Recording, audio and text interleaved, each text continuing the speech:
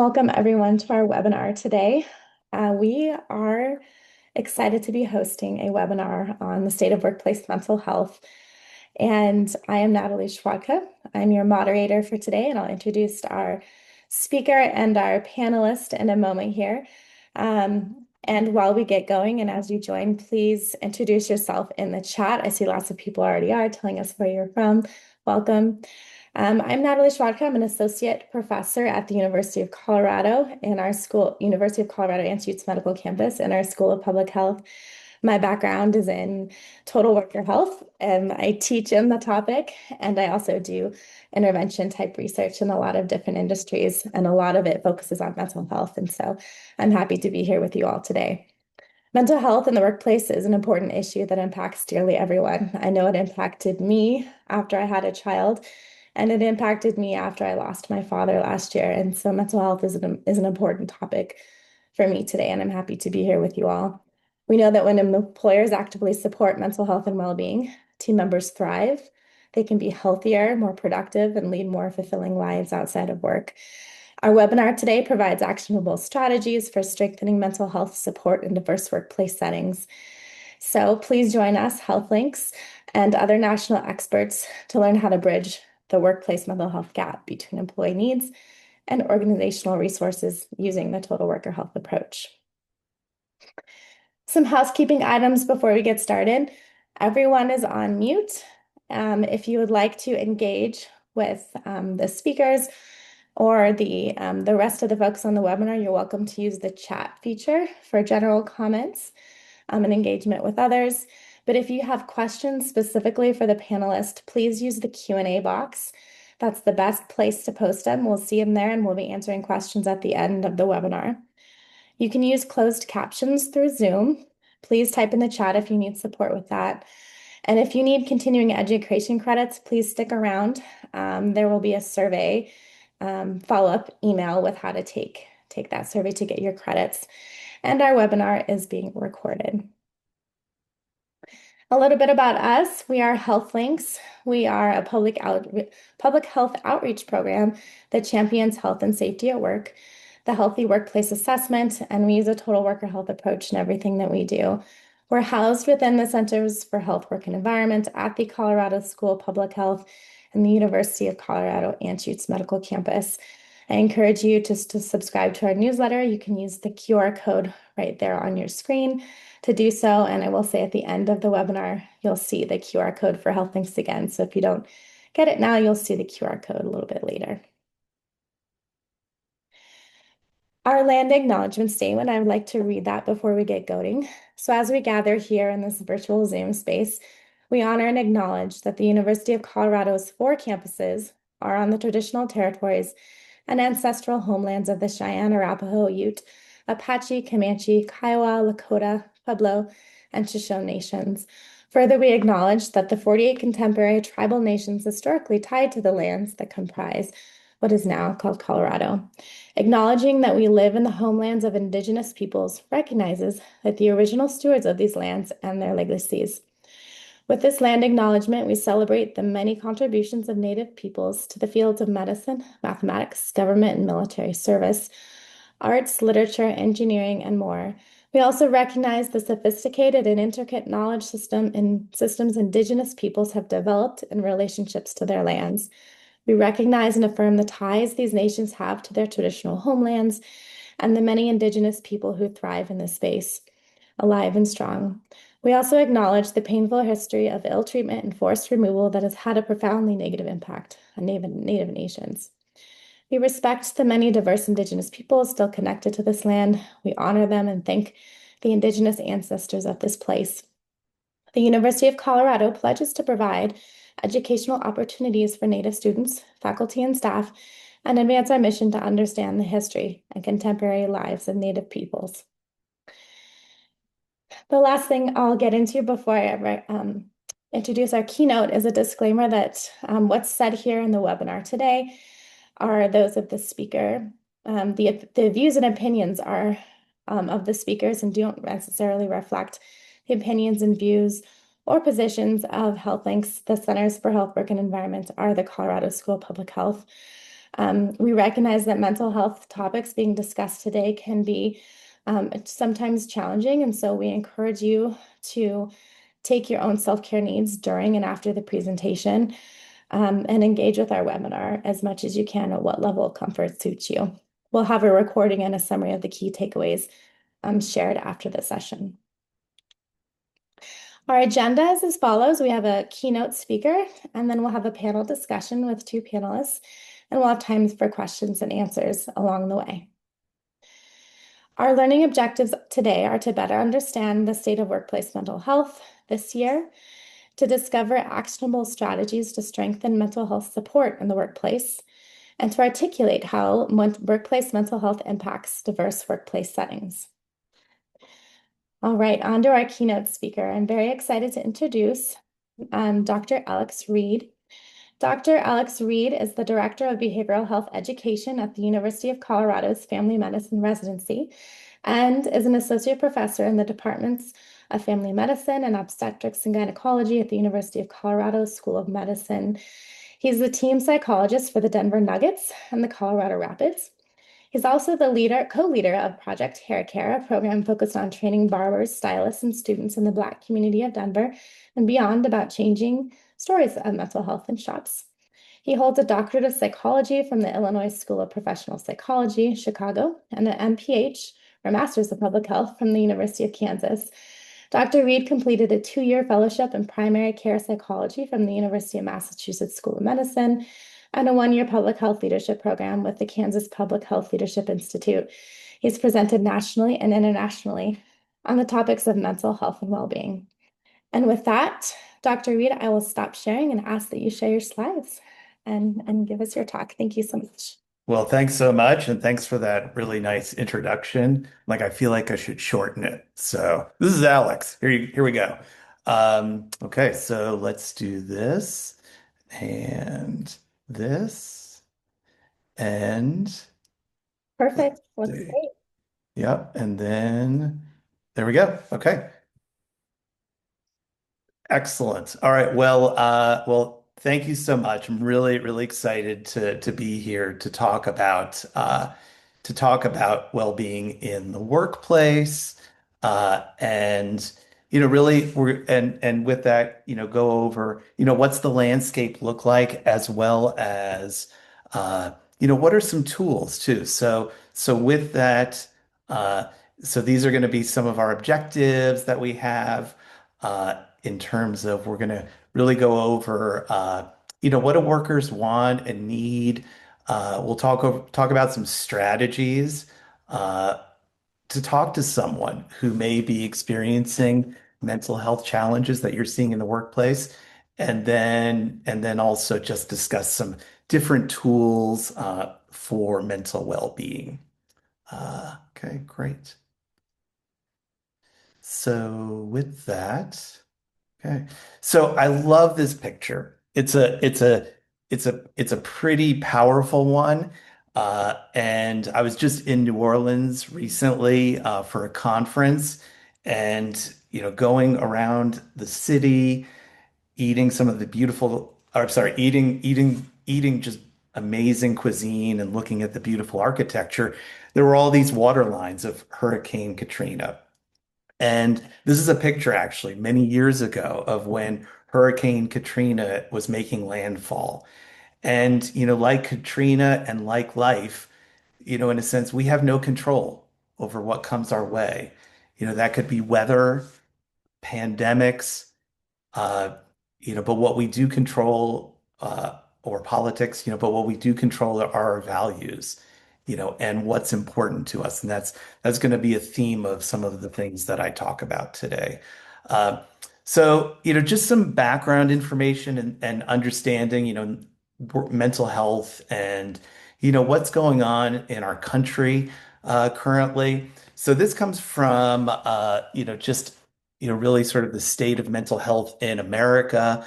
And as you can see here, I mean, there's, a lot going on in terms of, nearly 1 in 5 Americans, have had a mental health diagnosis in the past year.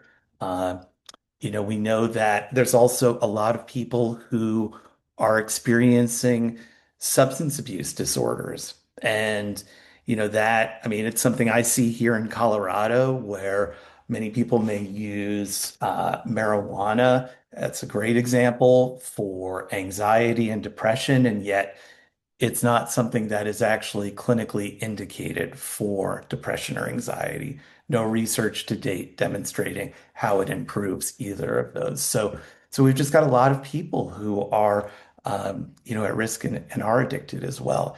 And then, we're also just, you know, depending on the state you're living, there can be just high rates of mental health challenges as well as limited access to care.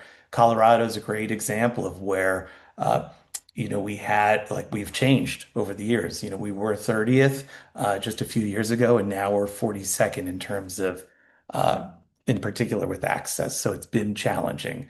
Uh, and then when we look at at the workplace, then, there's just mental health challenges that can come up for folks. And this has an impact in a variety of different ways. It can, have an impact on productivity, can have an impact on, uh, really just, oops, sorry about that. Just having one little, communication with coworkers, um, and just some of these other areas in terms of functioning, how are people doing daily, uh, as well as their ability to physically work.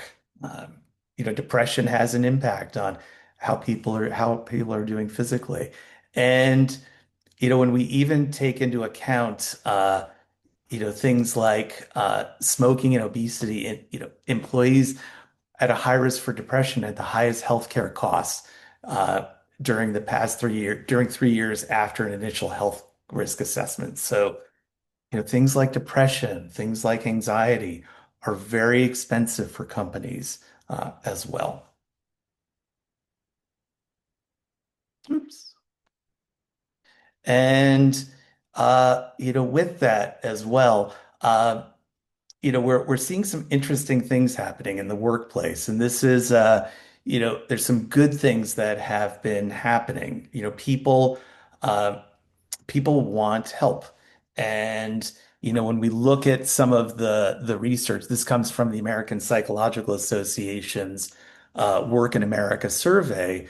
You can see here that people want to work for an organization that supports their emotional and psychological well-being, and people are satisfied with the resources that they're getting, and that's actually increasing. So there's good work happening out there amongst many companies that people want this as a part of the workplace.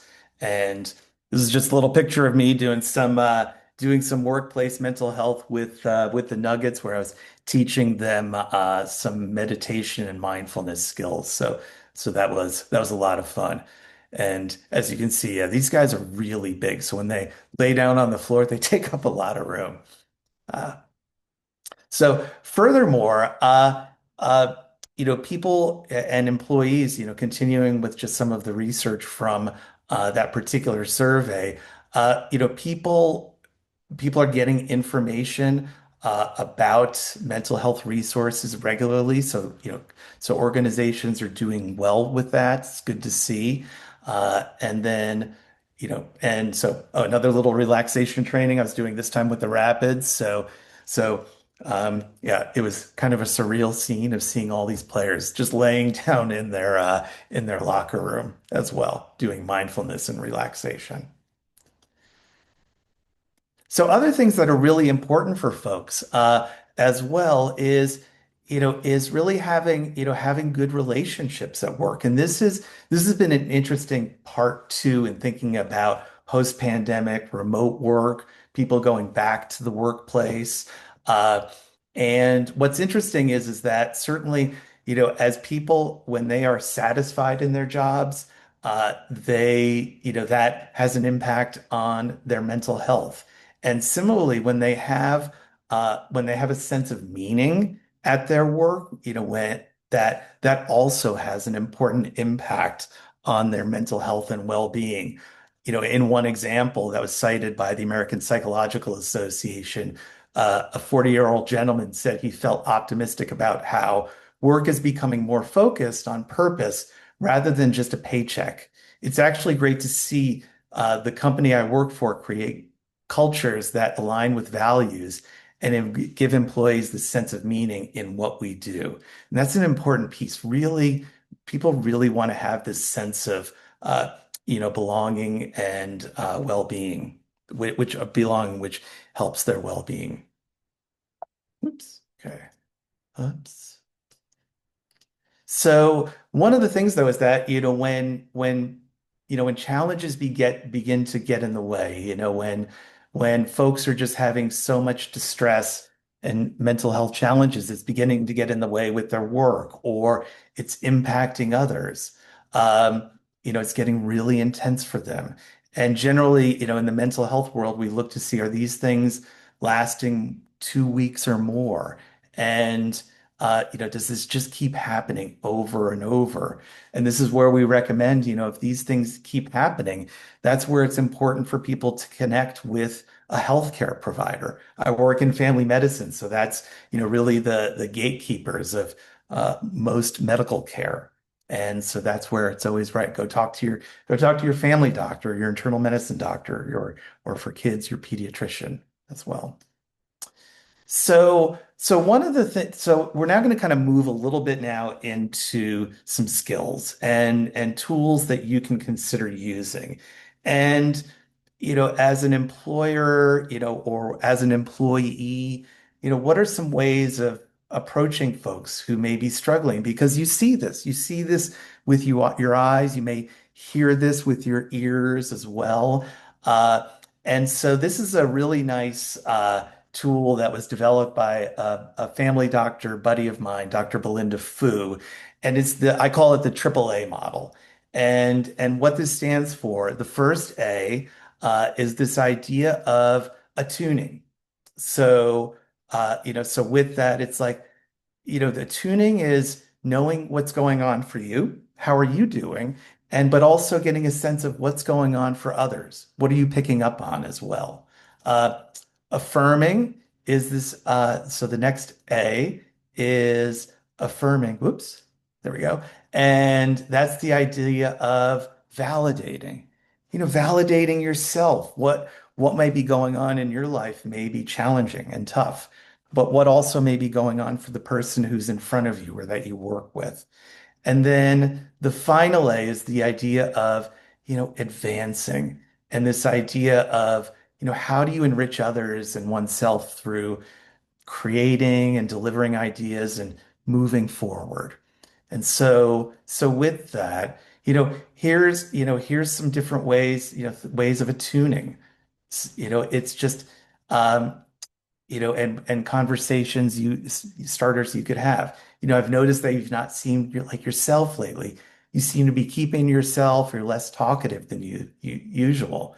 How's it? What's been happening for you? Um, Furthermore, as what's getting some background information. What's been going on for you? How have you been?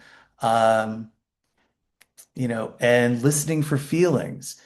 How have you been feeling this past week? Or if they're describing a really challenging situation that's been going on, how is this making you feel? We can assume what the feeling may be. We could say things certainly like, that sounds really hard. How are you feeling about this? And that can really be helpful for people when they can express their feelings. That's what I've learned as a psychologist for a while. And then you maybe even diving deeper of everything that you've shared of what's going on, what's troubling you the most. Some additional attuning strategies as well as advancing, can include, just allowing people to share as much or as little as they want and, listening carefully, maybe repeating back what you said and, providing that validation. It makes sense, that you're frustrated about this. Like if you told me this was going on and you were happy about it, I'd be worried about you. Makes sense that this has been frustrating or upsetting. Uh, Asking people, how have you tried to handle the problem? What have you tried to do? Uh, and or what do you think would be most helpful for you?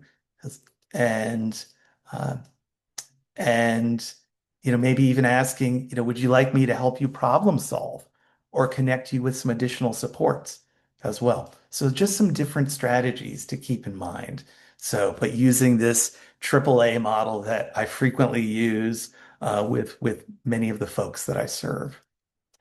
So, a couple additional tools that can be so useful, and this is what I teach many of the residents that I work with in family medicine as well as in obstetrics and gynecology. So, one of the first ones is, make sure you're doing something enjoyable and pleasurable.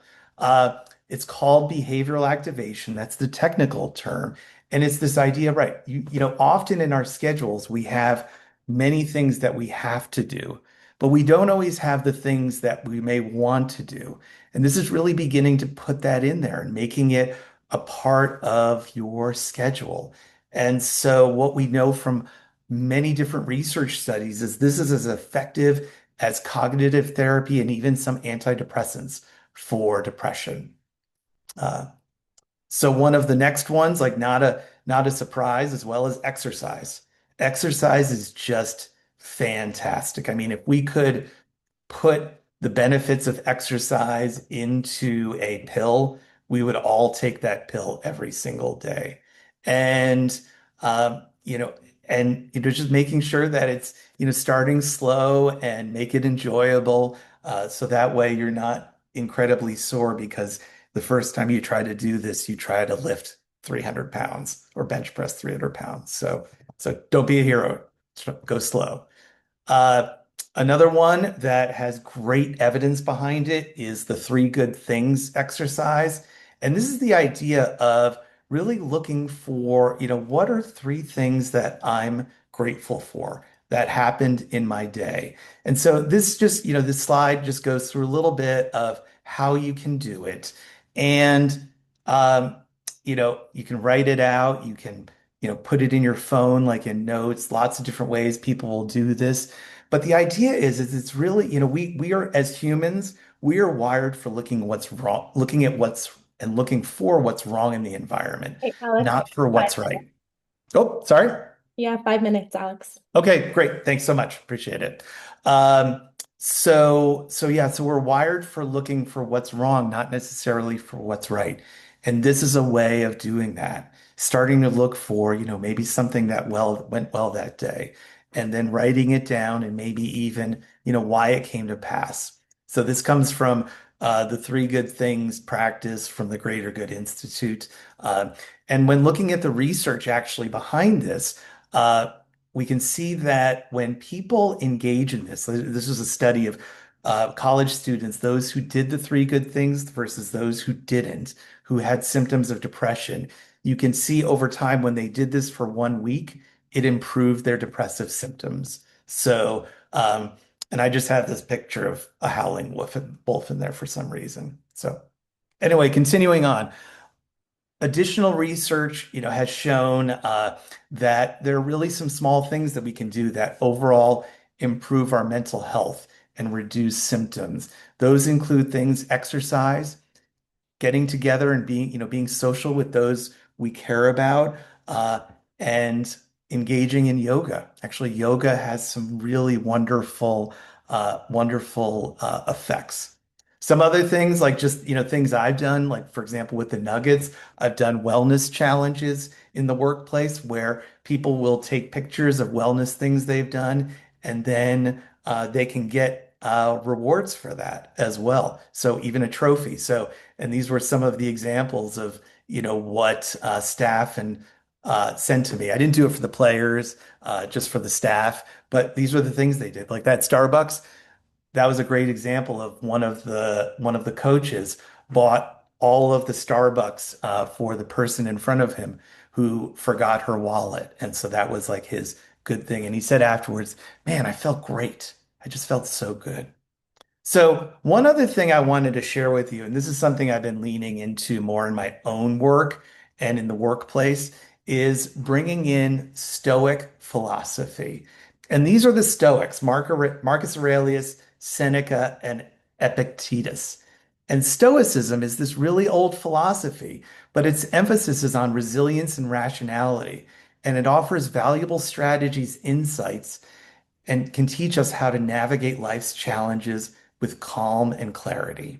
And so these are, just some of the aspects of the Stoic way. It's the idea of what can you control and what can't you control. From the Stoics, we receive the serenity prayer, the acceptance of things we cannot change, the courage to change the things we can, and the wisdom to know the difference. And so this idea of like, how can we how can we apply Stoic philosophy to the work that we do? What are our values? And by understanding those, that can help us navigate the challenges we experience every day.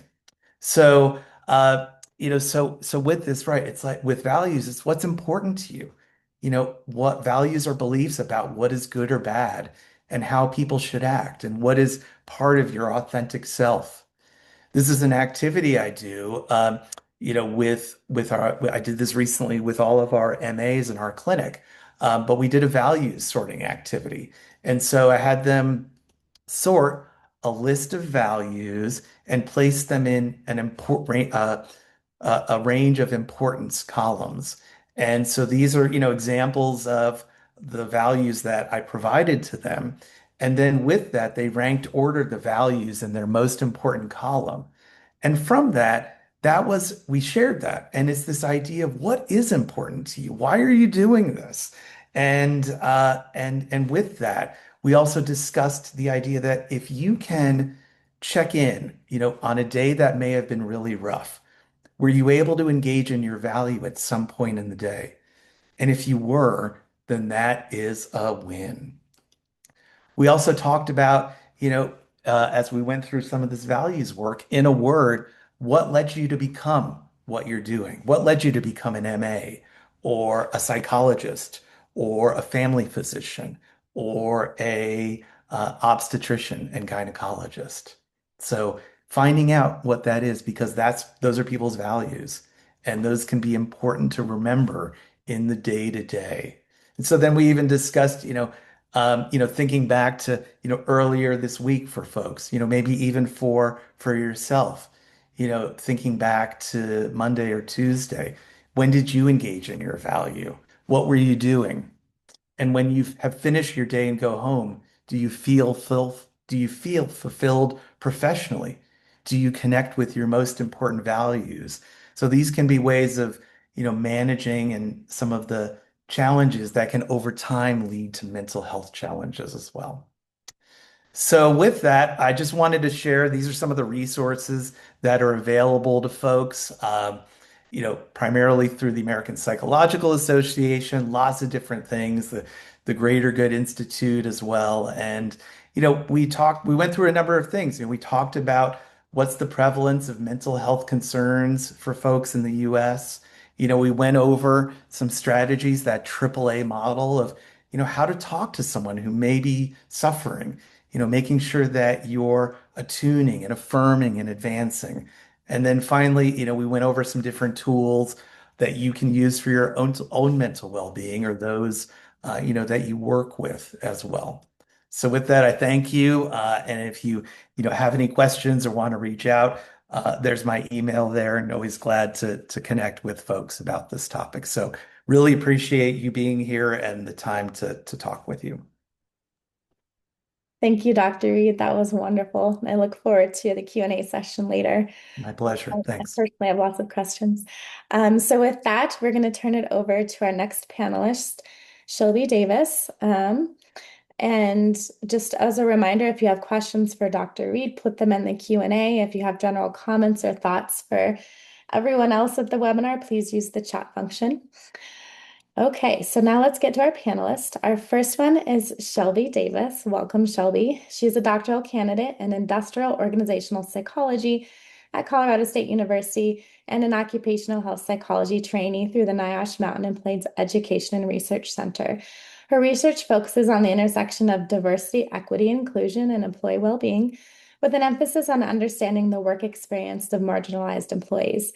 Her current research includes development and validation of a workplace code switching scale, which examines how Black employees engage in identity management strategies to navigate workplace perceptions. This work explores how racial code switching relates to authenticity, burnout, and psychological strain. Her dissertation extends this focus by examining the dark side of meaningful work. Specifically, she investigates how strong perceptions of meaning at work may function as a risk factor rather than a protective resource, intensifying exposure to occupational stressors such as emotional labor, workplace strain, and burnout. Her work aims to challenge dominant narratives about work and well-being and to inform organizational policies that promote healthier, more inclusive work environments. So, welcome, Shelby. Please come on screen and share your slides when you're ready. Hi, everybody. Thank you for having me today. All right. Can you all see my screen? Looks great, Shelby. Perfect. Okay. Well, good morning. My talk is called What It Costs to Keep Showing Up, and I will explore more and just talk about more of my two research streams. One which is all just one conversation about workplace well-being as a whole. So you already got my spiel, so I won't go over it again. But I'm very happy to be here today because at the core of my work, um, there is mental health concerns, which is why I'm glad to be in this room and glad to be able to talk about my research with you all today. And I hope you enjoy the talk. So I'm going to first start with my dissertation research on educators. So, two things I want to put on the table first are teacher-directed violence and meaningful work. So, teacher-directed violence is verbal, physical, and relational aggression directed at teachers by students, parents, and sometimes colleagues. It is more common than most people outside of education realize. I got into this work because I got to visit OSHA offices and they had a teacher directed violence task force. And that's when it hit me that, oh, this must be a really serious problem. And, what kind of research can we do to help decrease this problem? So, unfortunately, though, teacher directed violence is underreported and under researched. And then the second part of my dissertation research is meaningful work perceptions. So the construct drawing on Bailey and colleagues study is the subjective sense that the work you do is significant, that it matters. People who experience their work as meaningful describe it as a primary source of fulfillment, enjoyment, and well-being. So when you consider both of those terms, um, the relationship between them is where my dissertation lives. Is it a positive relationship? Is it a negative relationship? And that's what I'm trying to explore. So there already is some tension that exists between meaningful work perceptions and employee well-being. So when people find their work meaningful, they willingly take on demanding tasks. Um, Even when those tasks exhaust them. Kreiner and colleagues documented this back in 2009. So this makes meaningful work both fulfilling and draining. So Bunderson and Thompson's research on zookeepers was a prime example of how you can find meaning in your work and put up with not good working conditions. And they found that zookeepers feel such a strong sense of duty to the animals in their care that they sacrifice pay, safety, and personal time to do the work. And they called this the calling paradox. This can also be seen in the healthcare profession. And like I said, now we're seeing this more with educators. So more recent research has named what that tension is and called it the dark side of meaningful work, where meaning can leave employees in vulnerable situations and organizations can weaponize purpose to justify underinvesting in resources and in compensation and in safety. So when you think about the two definitions from the previous slide, teacher-directed violence and meaningful work, the question becomes a little bit uncomfortable. What happens when the people most committed to their work are also the ones that are most exposed to harm? And I really wanted to ground how serious this problem is with the APA Task Force on Violence Against Educators study, where during the COVID-19 pandemic, they surveyed teachers and educators and found that 14% of teachers reported physical aggression from students, 33% experienced verbal threats and threatening behavior, and 49% reported wanting to transfer out of their school or leave the profession entirely. And that last stat was really what drew me to my dissertation topic, is that 49% reported the desire to leave, but also that 49% was still in the profession. And I wanted to know why and what happens after they experience these violent interactions and are continuously returning to work. So it's important to note that these aren't just HR metrics, they are public health signals, and they're happening to a workforce that reports finding their work deeply meaningful. And so, again, that's that double-edged sword in real numbers. And this is the heart of why I studied this topic. When a third of a workforce is absorbing threats just to do their job, what we're really looking at is a mental health crisis playing out at work, and no amount of individual coping is going to fix it. So now I'm going to just talk briefly about my code switching work and marginalized employees' experiences at work. So this looks at, I focus primarily on the Black community within this research. However, it is generalizable to larger populations or other populations. So code switching in the workplace. Sorry, you have about 1 minute. Okay, so code switching in the workplace is the temporary switching on or adjustments of behaviors employees make to optimize the comfort of others, usually in exchange for a desired outcome, like being seen as professional. Employees do this for belonging, safety, career advancement, and avoiding the confirmation of potential stereotypes someone in the rooms may be holding about them. So the cost of code switching is cognitive load, identity strain, emotional exhaustion, and lower authentic engagement. And I wanted to call to those specifically for today because those are mental health outcomes that we should be considering.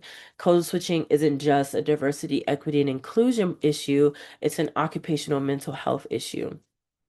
And you see here, I have some quotes from participants in that study where they mention how they felt like their bodies were weaponized at work, and that's why they chose what to wear to work, and also how it was such a tiring process and they could feel that cognitive strain. However, they didn't feel they could stop. So I'll just quickly go through my last couple slides. Um, this research matters because um, even though I've talked about different populations, there's these same underlying mechanisms. Both groups are doing labor the organization benefits from, but doesn't see, name, or compensate. And both are sustained by personal meaning and resilience until they aren't. Mental health at work isn't only about what's happening inside someone's head, it's shaped by the conditions we put people in. And that's why built resilience can't be the only answer. So my main takeaway from today is just to remember that invisible labor is a well-being barrier. If you are using meaningful work as a resource, it can protect, but it isn't always enough. And health and equity are one conversation. So just ask yourself, how do we build workplaces, schools especially, where people don't have to choose between meaning and well-being? And then how do we stop relying on resilience of the people who are already carrying the most? So that's all I have until the Q&A. If you would like to get in touch, there is my email and my LinkedIn. And thank you for listening, and I'd love to hear all your thoughts.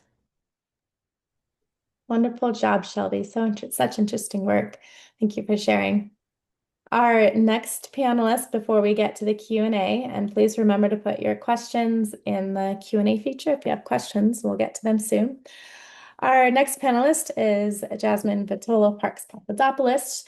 She, in a past life, was a third-generation chef, but she is today But today, she's the Culinary Hospitality Outreach Wellness Chief Growth Officer and so many other things she's never imagined being. For years, she's lived with high functioning anxiety and didn't even realize how deeply it was woven into her career and identity. Like so many others, she hit her turning point during the Great Resignation and found her way to Chow in 2020. She was looking for support, clarity, and a way out of an industry where she'd been hiding in plain sight. Chow gave her the space to breathe, reflect, and reconnect with who she really is. And now she gets to help create a space, that space for others. As part of the Chow team, she's all about building community, sharing real stories, and making sure people feel welcomed and seen as she did when she first showed up. These days, her mission is to help spread the word about her work, their growth reach, and support anyone who's navigating the ups and downs of mental health in the food, beverage, and hospitality and beyond. So with that, I will stop sharing and ask Jasmine to share her screen and share with us. Thank you. Thank you so much.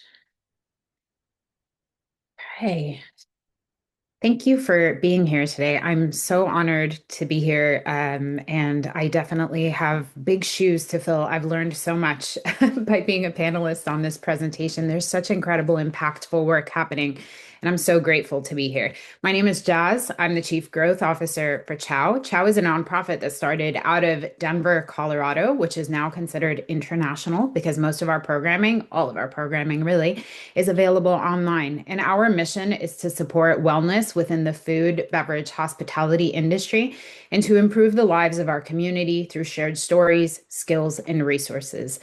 What does that mean to us? It means that currently the food, beverage, hospitality industry is growing at phenomenal rates. And you might be asking yourself, Jazz, are you really going to spend the next 8 minutes saying food, beverage, hospitality every time you talk about the hospitality industry? And the answer to that is absolutely yes, I will, because I want to make it so clear that the industry is growing so quickly and we use the most inclusive definition so that we can create an umbrella term of inclusivity around the food, beverage, hospitality industry. That means that our services and all of the programming and community care models that we offer are from anyone, for anyone who has worked at Taco Bell as their first industry job when they were 16 to third generation chefs like myself who are currently retired and are no longer a part actively of the industry to Grubhub delivery drivers and folks who are stocking the grocery shelves at Whole Foods.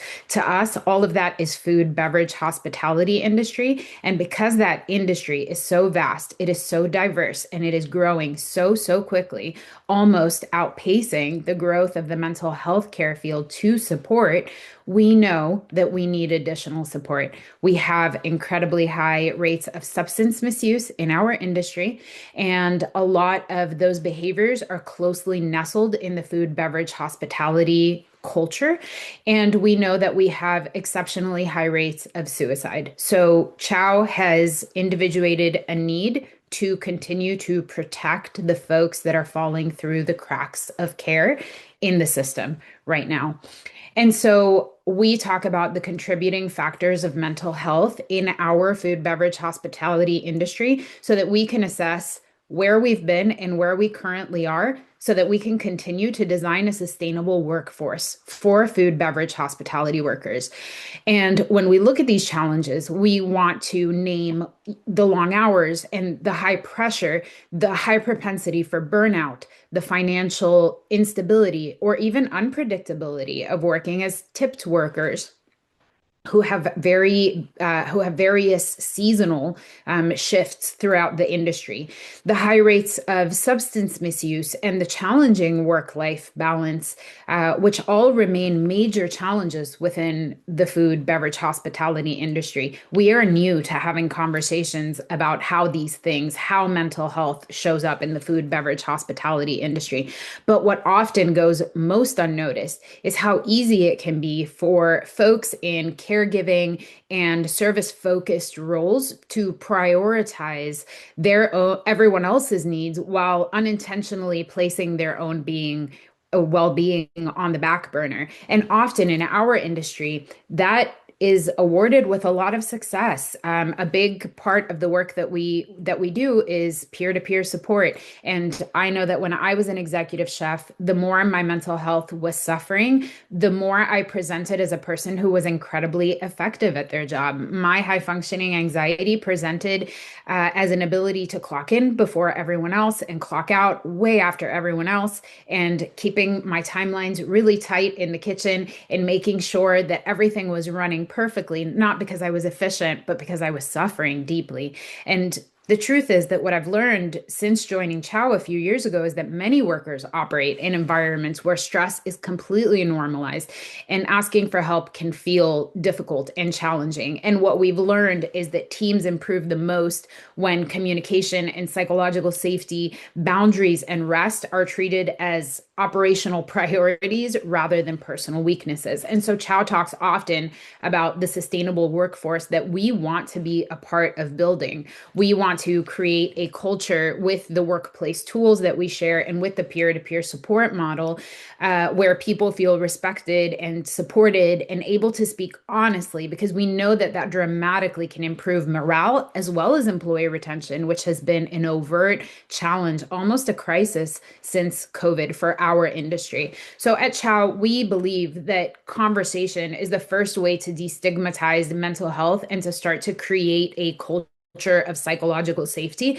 because the food, beverage, hospitality industry that we envision, which is built on incredibly resilient, creative, wonderfully diverse people, is centered around a workplace where your human experience is not only valid, but it is welcome and it is valued, and it contributes to your experience, and it contributes to how long you stay at any given workplace. So, how do we get here? We often talk about checking in with ourselves and others. In a moment, I'm going to show you what our temperature take looks like, because at Chow, we love vocationally specific resources. What that means to us is using language that is specific to our industry that we are already using with each other, so that we can use that as a bridge to learn a new skill. Most importantly, we role model using resources. One of the things that we teach the most at Chow is that one of the most beneficial things that you can do for your team is try out a resource, like going to a Chow meeting, for example, and sharing about it from a neutral perspective with your team at your next team conversation or staff meeting. Sharing things like, what did I enjoy about this resource? What did I find challenging? Was it easy to access? What are things that I wish I had known ahead of time? So that instead of placing myself as the subject matter expertise of mental health who is going to recommend a service, instead I am going to frame my human experience as a useful roadmap for your human experience. And I'm going to share what I learned by getting myself help. We ask our teams to share successes and struggles frequently. If something is going great, we ask folks to share about it in conversations at work so that we could all learn from it. We share candidly about our experiences in our community without judgment, right? We fundamentally believe that people want to show up to work, and they want to do a really good job, and they want to feel well placed and productive. And so we assume that nobody really wakes up in the morning. Gotcha.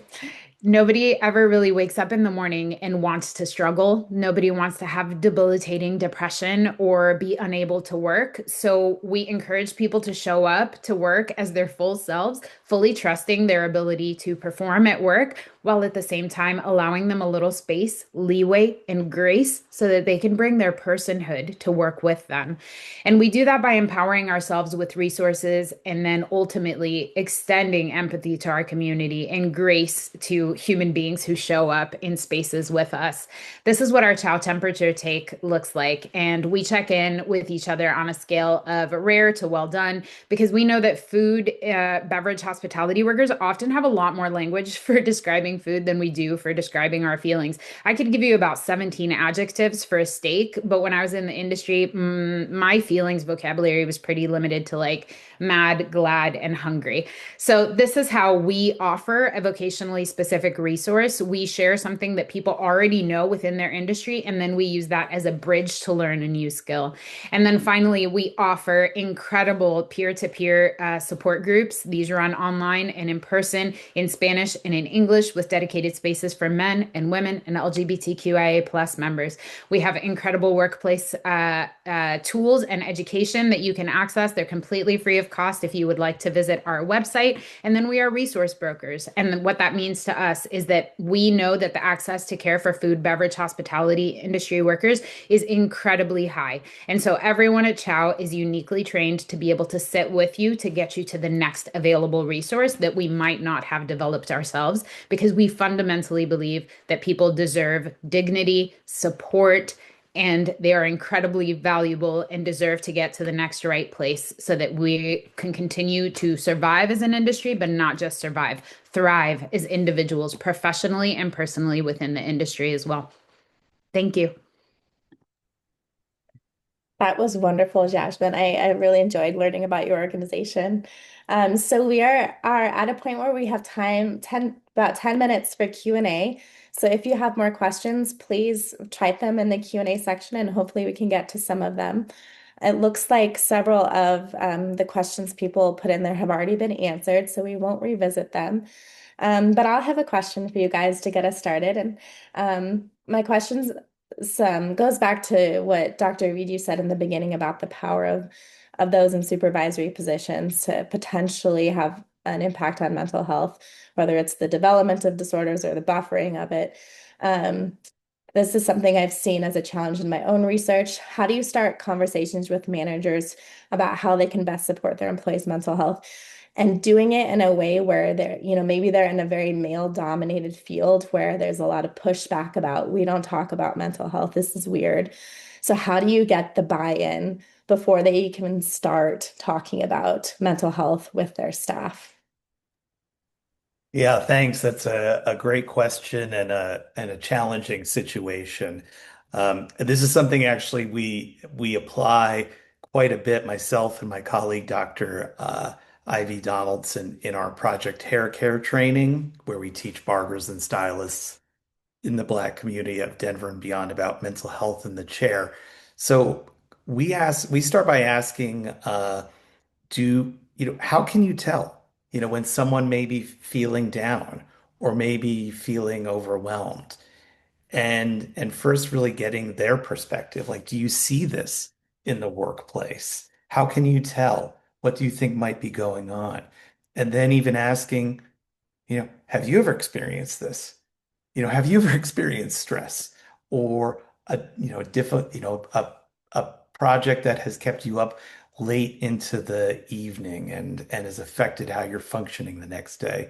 So I think it starts really first with conversations like that, and with that, a willingness to be vulnerable too, as well, that, and also sharing that this is happening, in the workplace, that we have a lot of data out there about how often, just the incidence and prevalence of mental health challenges that people are experiencing, and then how that impacts the workplace, and also asking, do you want to do something about this as well? And that also, can that connect to the values of those leaders as Mm. well? Mm. So those might be some other strategies, but I'd, open it up to others as well, Shelby and Jasmine from their perspectives. And Jasmine, I think you kind of mentioned some of it because you were in kind of this position before.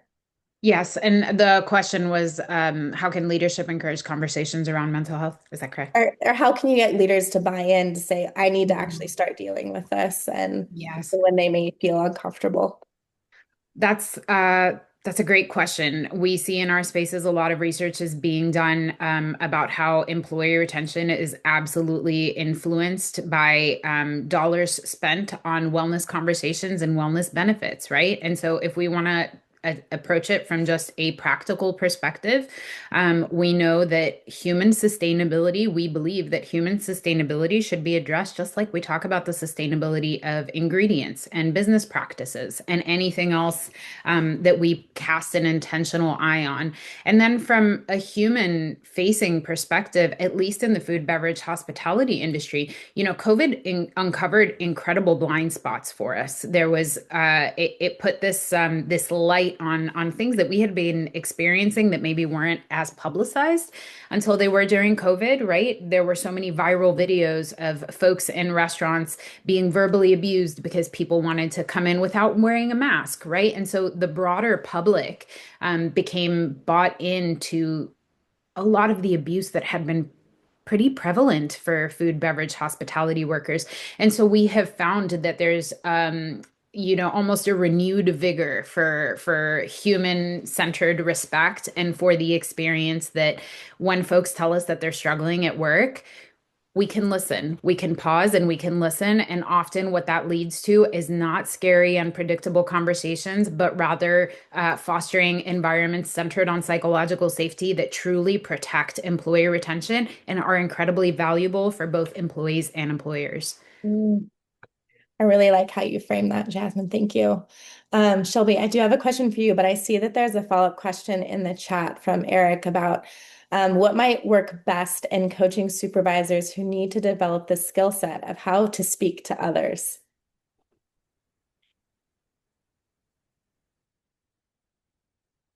Any thoughts on that?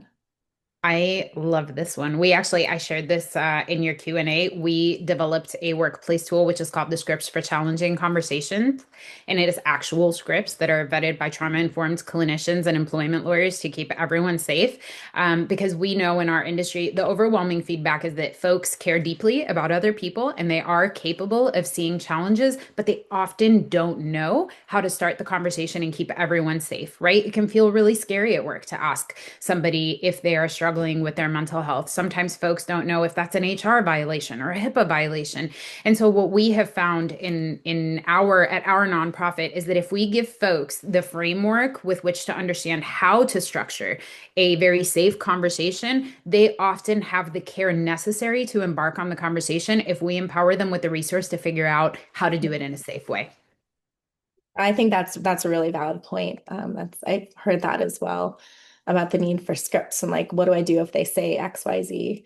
Um, and so in the last few minutes, Shelby, I had a question because I thought your point about um, meaningful work, how it can be a good thing or it could be a bad thing in the workplace. Um, well, and I think Dr. Reed, you mentioned where meaningful work can be a buffer, but you were saying, Shelby, it could be a detractor for mental health. So I'm curious, like how, like maybe in schools, how can they navigate this challenge of like meaningful work? If we talk about it, it could be really helpful with retention and quality of life, but also let's be careful because it could, increase people's interest in, performing more demanding work because they care so much, but that could have, negative impacts down the line. So curious on strategies maybe that employers can use in this situation. I really love this question.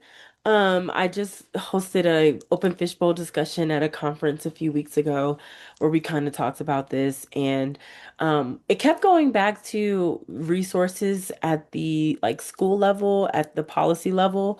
Um, and as far as like things individuals can do, I think boundary setting is really important. Schools should be implementing trainings that help teachers understand how to protect themselves in these situations.